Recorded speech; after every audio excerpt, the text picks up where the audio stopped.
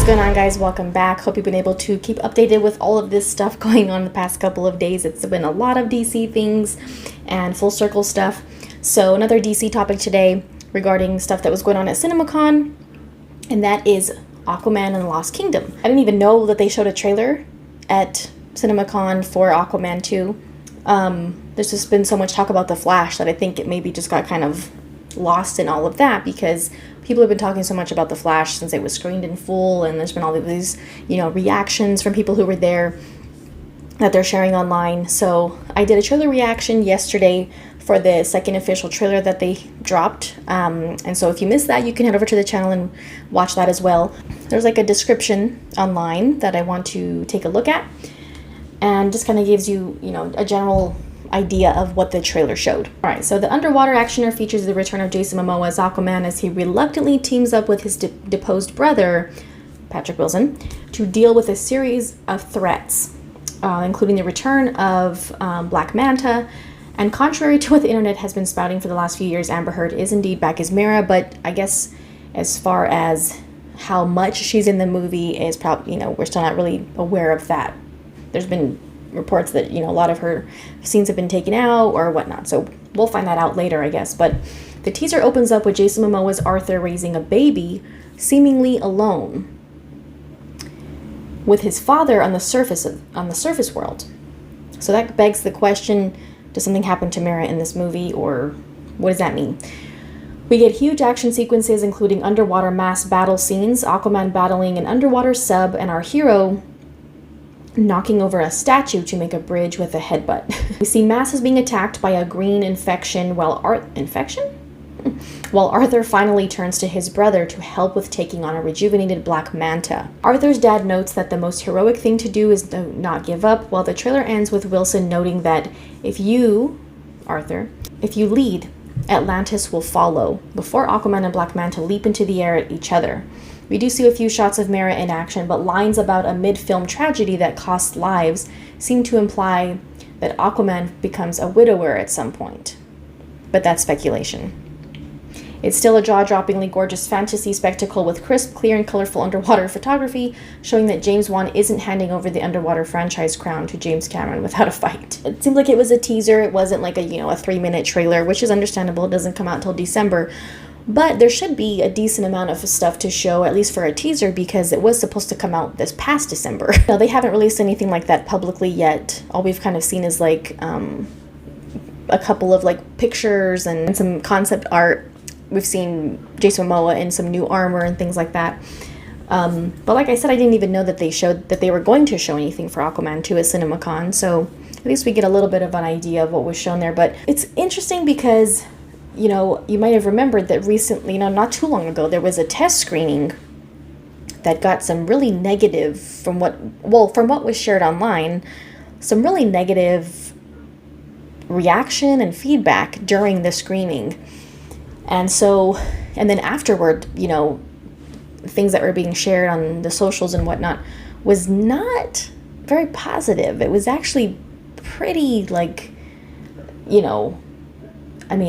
pretty damning for the movie, which is compared to how the first one, how well the first one performed and was pretty widely, I would say, liked by most people or most fans. It was pretty shocking to see such a left turn for, a turn for the worse as far as people reacting to whatever was in that test screening. So we'll see how future test screenings, there's a lot of test screenings that go on. We don't actually hear stuff from every single one of them probably, but we'll see how, we'll see if there's some improvement moving forward with other test screenings and, things that people share or things that come out from those test screenings, and see if it's more positive for them. Because, when you make $1 billion movie, especially in a huge, global franchise such as DC, there's a lot of pressure that comes with that. There's a lot of pressure for a sequel to either do at least close to the same or better, or at least be kind of in that same level, either financially or as far as how people respond to it and and if they like the movie or not. That's a pretty stark difference in reaction. So we'll see how it if it improves moving forward. But as far as that teaser that was described, I don't think anyone's really shouldn't be too surprised that yes, Amber Heard is back as Mira. Like, they filmed a whole movie with her. They can't just completely take all of her scenes out completely. And she was a pretty significant part of the first movie, so it would be hard to make a sequel that doesn't include her at all. Like I said before, there were some reports that maybe, a lot of her footage was taken out or changed in some way, like, her character's story was changed in the movie, or that we might not see as much of her as they actually filmed for. But I guess there's going to be speculation on that, probably leading up until the movie comes out. Some of the shots that were in the trailer that are described, there is speculation that she might die in this movie. So maybe that's their way of, kind of removing her from this franchise, putting it into the story. It looks like we are going to see Orm and Arthur team up in this movie, or at least, try to come together in some way to kind of, they kind of have the same enemy now, Black Manta. So we're going to see them try to, fend him off together.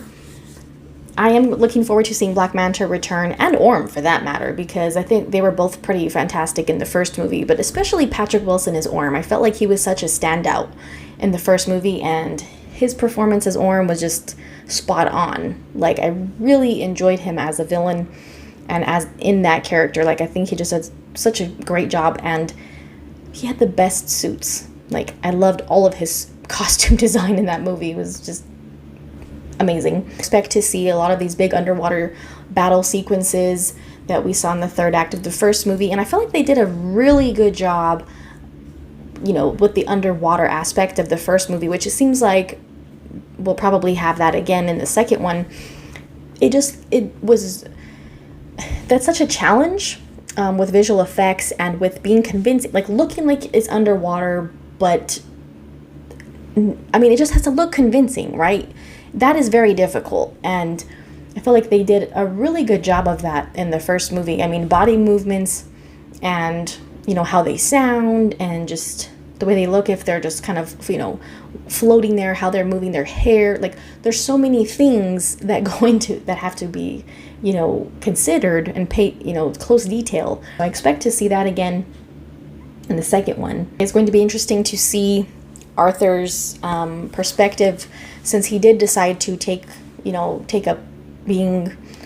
on that role of being Atlantis's king in the first movie. And it'll also be interesting to see the dynamic and the relationship between Arthur and Orm. I expect it to be like this kind of back and forth, where sometimes they're trying to get along as brothers and grow that relationship. At the same time, they're gonna maybe butt heads sometimes. It's gonna be kind of like this back and forth, type of thing as they try to mend that relationship. And also knowing that, they both found out that their mom is alive. And so that should be maybe a common ground that they can find, that they have, that maybe they can start there and grow from that, because obviously their mom is not going to want to see them fighting. But what I'm hoping is that, Jason Momoa had some comments not too long ago about, comedy and humor and things like that about working on this movie. And that's not a bad thing. I love comedy and humor. When it takes away from the weight of the film, and when it feels forced, and when it feels just unnecessary, that is what I don't want to happen, especially Patrick Wilson's character. I could expect some appropriate humor when maybe they're trying to get along, and things like that.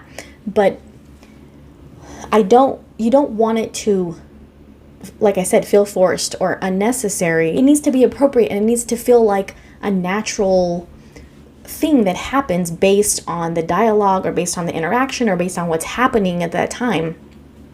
Not just for the sake of having a joke, or for the sake of having something funny that cuts in right at the time that there's a heavy moment. Orm he was a villain in the first movie. He shouldn't just all of a sudden now be, you know, just cracking jokes all the time. I hope they're not going to try to, you know, go overboard with that in this movie and take away from emotionally charged moments. Interested to see reactions to the first official trailer, or whenever this teaser gets publicly released. It's going to be interesting to see how people react. Full circle event this weekend.